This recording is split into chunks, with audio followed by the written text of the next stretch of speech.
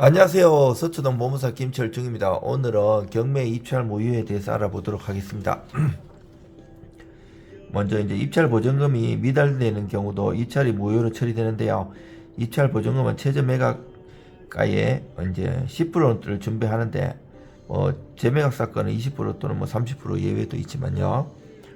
간혹 입찰 보증금을 입찰 봉투에 동봉하지 않거나 최저 매각 가격의 10%에 미달된 금액을 제고한 경우가 있는데, 이러한 경우 원칙상 입찰을 무효로 하고 법원에 따라서는 보증금이 있는데도 실수한 경우는 즉시 보증할 기회를 주기도 하긴 해요. 보증금 봉투에 보증금을 전혀 넣지 않고 빈 봉투를 제출하는 경우 당연히 입찰 무효입니다.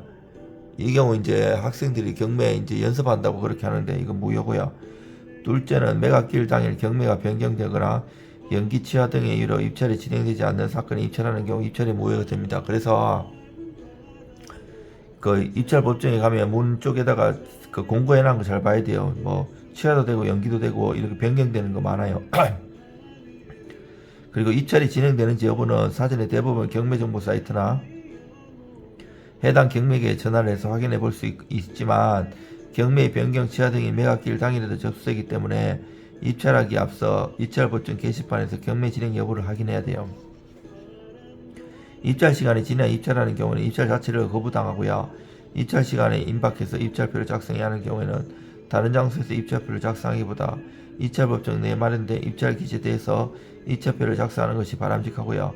입찰 기재대에서 입찰표를 작성하고 있는 동안에는 입찰 시간이 마감되어도 어느 정도의 융통성은 발휘되기 때문입니다. 셋째, 입찰표를 잘못 작성해서 입찰이 무효로 되는 사례도 종종 있는데요.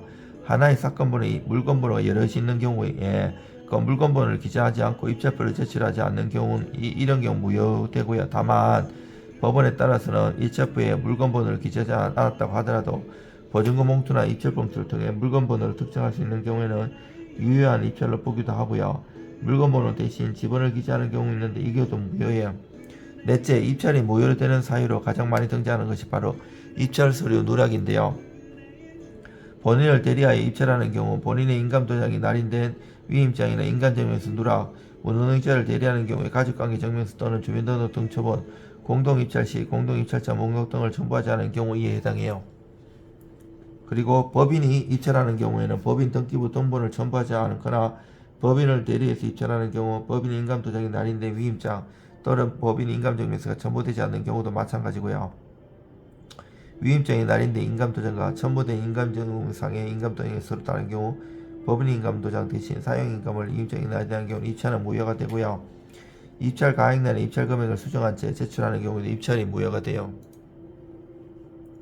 입찰 금액을 수정할 사항이 생기면 입찰표를 다시 교부받아 작성해 제출해야 되고요.